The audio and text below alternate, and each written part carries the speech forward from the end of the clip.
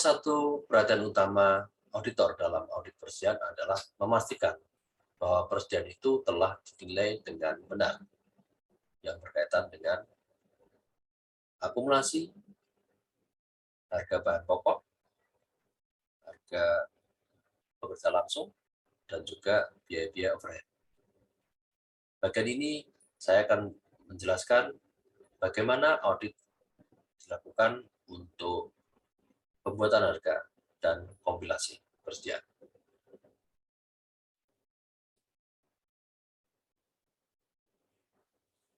Terkait dengan audit harga dan kompilasi, yang perlu diperhatikan di sini adalah bahwa auditor harus memverifikasi bahwa penghitungan fisik atau jumlah catatan penjual telah diberi harga dan disusun secara benar.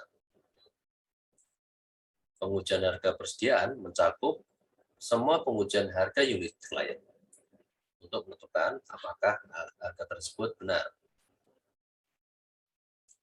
Nah, selanjutnya terkait dengan kompilasi.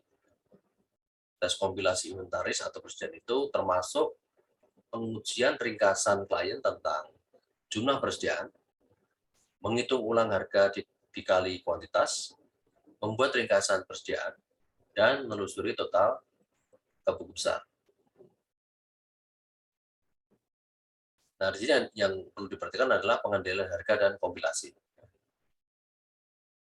Pengendalian internal yang memadai seputar pelacakan biaya unit yang terintegrasi dengan produksi dan catatan akuntansi lainnya memberikan jaminan bahwa klien menggunakan biaya yang wajar untuk nilai persediaan akhir.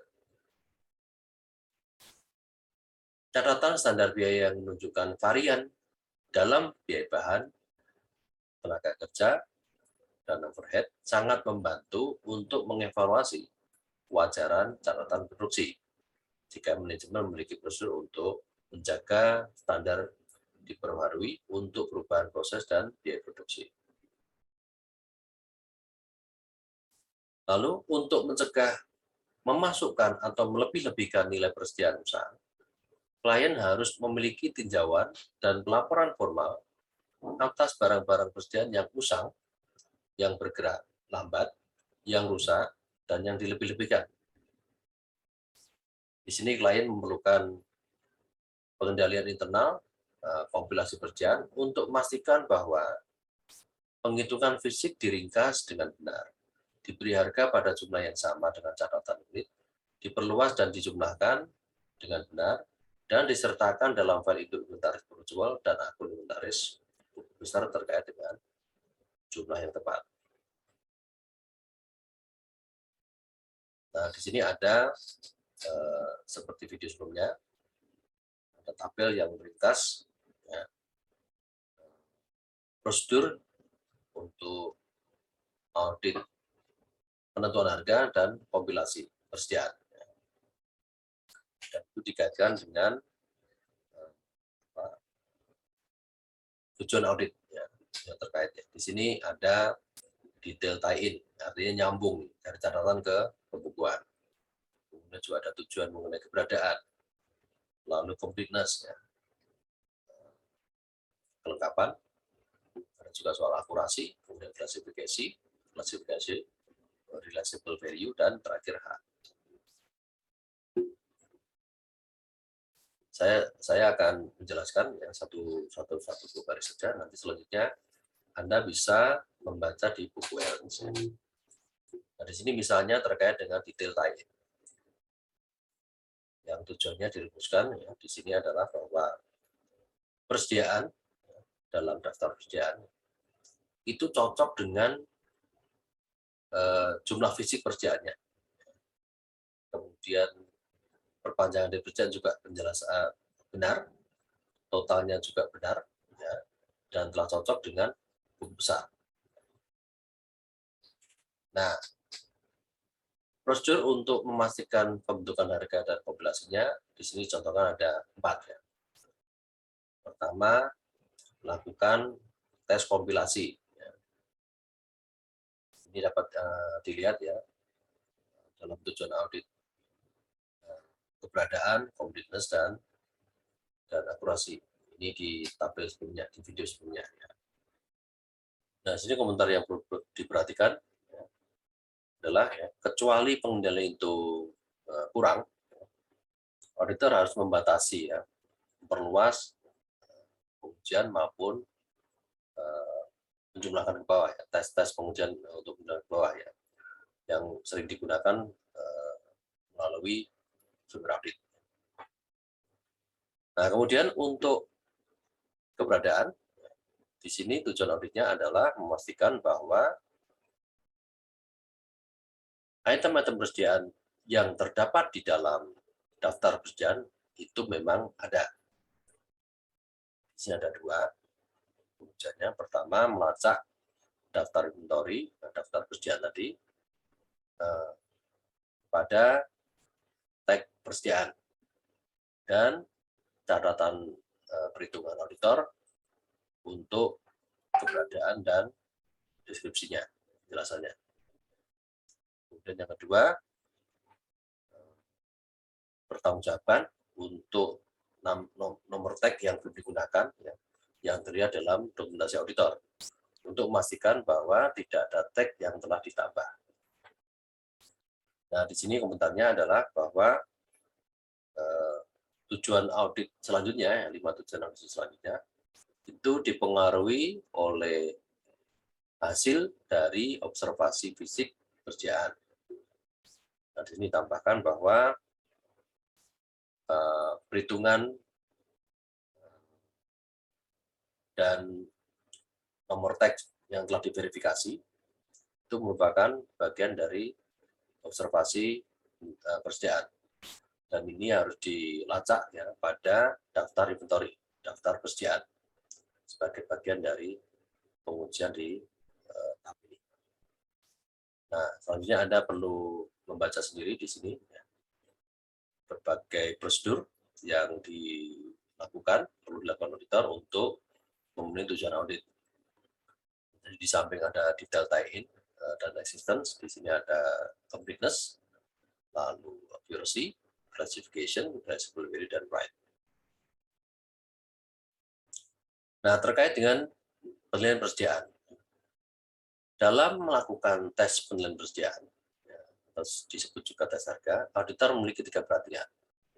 Pertama, metodenya harus sesuai dengan standar akuntansi.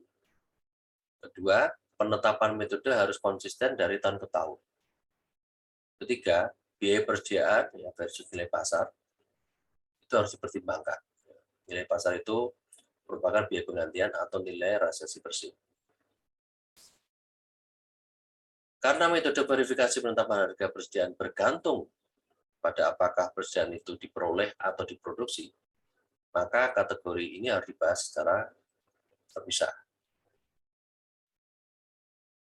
Nah, ini coba kita bahas yang pertama tadi Ketika penilaian persediaan itu merupakan harga persediaan yang dibeli. Jika persediaan utama yang termasuk dalam kategori ini adalah bahan baku, suku cadang yang dibeli, dan perlengkapan, maka ini masuk dalam klasifikasi persediaan yang dibeli. Nah, langkah pertama dalam verifikasi penilaian persediaan yang dibeli, auditor harus menentukan apakah klien menggunakan LIFO, last in first out, FIFO, first in first out, rata-rata tertimbang, atau beberapa metode lainnya. Lalu auditor juga harus menentukan biaya mana yang harus dimasukkan dalam penilaian suatu item persediaan. Sebagai contoh, auditor harus mencari tahu apakah biaya pengiriman, penyimpanan, diskon, dan biaya lainnya sudah dimasukkan dalam perhitungan tersebut, dan auditor harus pertimbangkan temuan dengan tahun sebelumnya untuk memastikan bahwa biaya ditentukan secara konsisten. Nah, dalam memilih item persediaan tertentu untuk penetapan harga, auditor harus fokus pada jumlah dolar yang lebih besar dan pada produk yang diketahui memiliki fluktuasi harga yang luas. Fokusnya di situ. Jumlah dolarnya banyak, tinggi, dan fluktuasi harganya itu luas. Lalu auditor juga harus menguji sampel yang representatif dari semua jenis persediaan dan departemen. Dan variabel bertingkat atau sampling unit moneter biasanya digunakan untuk pengujian ini. Nah, ini yang perlu diperhatikan ketika harga persediaan itu berasal dari pembelian. Kemudian bagaimana halnya dengan persediaan yang diproduksi? Di sini yang perlu diperhatikan adalah dalam menentukan harga barang dalam proses dan barang jadi, auditor harus mempertimbangkan biaya bahan baku, tenaga kerja langsung, dan overhead pabrik. Ini yang kembali diulang-ulang yang ketika produksi, maka ada 3 hal yang perlu diperhatikan, itu bahan baku, tenaga kerja langsung, dan overhead pabrik. Lalu kebutuhan untuk verifikasi masing-masing membuat audit persediaan barang dalam proses dan barang jadi itu lebih kompleks daripada audit persediaan yang dibeli. Jadi ini yang mungkin bisa menjelaskan bagaimana perbedaan kesulitan ketika kita mengaudit barang persediaan yang memang sudah ada dibeli dari luar, seperti yang saya singgung sebelumnya terkait dengan toko swalayan, supermarket, dan harga persediaan dari yang dihasilkan dari proses produksi. Dan sini dinyatakan bahwa untuk penentuan nilai persediaan dari yang melalui proses produksi itu jauh lebih kompleks. Ya. Nah, namun demikian beberapa pertimbangan yang berlaku untuk audit persediaan yang dibeli masih berlaku, seperti memilih item yang akan diuji, menguji apakah biaya atau nilai pasar lebih rendah, dan mengevaluasi kemungkinan keusangan. Itu sama kalau dalam hal itu.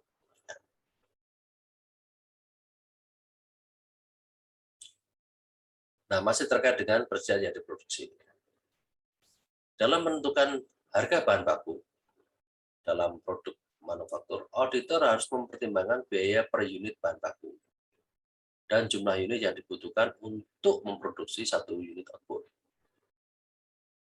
Di sini biaya per unit dapat diverifikasi dengan cara memeriksa faktur vendor atau file induk inventaris perpetual. Kemudian auditor harus memeriksa spesifikasi teknis, memeriksa produk jadi, atau menemukan metode serupa untuk menentukan jumlah unit yang diperlukan untuk produksi satu produk. Itu untuk penentuan bahan baku, harga bahan baku. Nah, selanjutnya untuk penentuan biaya tenaga kerja langsung. Auditor harus memverifikasi biaya per jam tenaga kerja langsung dan jumlah jam yang dibutuhkan untuk produksi 1 unit output. Biaya tenaga kerja per jam dapat diverifikasi dengan menggunakan penggajian tenaga kerja atau kontrak serikat pekerja. Auditor dapat menentukan jumlah jam yang dibutuhkan untuk produksi satu produk dari spesifikasi teknis dan sumber serupa. Itu terkait dengan harga tenaga kerja langsung. Nah, yang terakhir terkait dengan biaya overhead ya. Overhead manufaktur dapat yang tepat dalam barang dalam proses dan barang jadi tergantung pada pendekatan yang digunakan klien untuk mengalokasikan overhead tersebut. Nah, di sini auditor harus mengevaluasi konsistensi kewajaran metode yang digunakan dan menghitung ulang biaya untuk menentukan apakah biaya overhead sudah benar. Misalnya, jika tarif didasarkan pada dolar tenaga kerja langsung, auditor dapat membagi total overhead manufaktur dengan total dolar tenaga langsung untuk menentukan tarif overhead aktual. Tarif ini kemudian dapat dibandingkan dengan tarif overhead yang digunakan oleh klien untuk menentukan biaya per unit.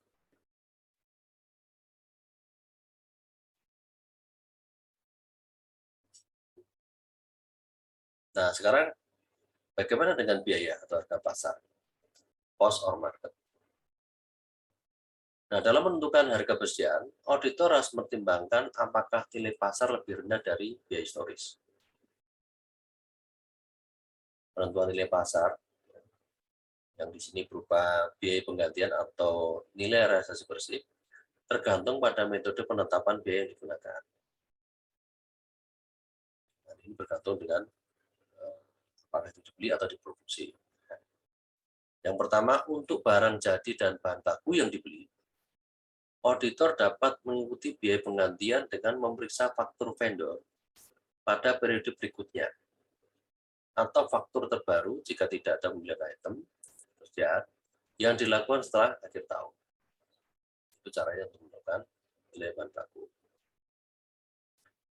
Nah, kemudian untuk barang yang dalam proses atau barang jadi untuk persediaan yang diproduksi, semua biaya produksi harus dipertimbangkan dalam mengevaluasi nilai realisasi. Jadi, biaya produksi tadi meliputi biaya bahan, tenaga kerja, dan overhead. Nah, di sini auditor harus mempertimbangkan nilai nilai penjualan item persediaan, dan kemungkinan pengaruh fluktuasi harga yang cepat untuk menentukan nilai realisasi bersih. Ini demikian penjelasan untuk pertimbangan nilai persediaan, apakah itu menurut biaya atau harga pasar. Jadi sampai di sini penjelasan saya mengenai audit terkait dengan pembentukan harga dan kompilasi persediaan.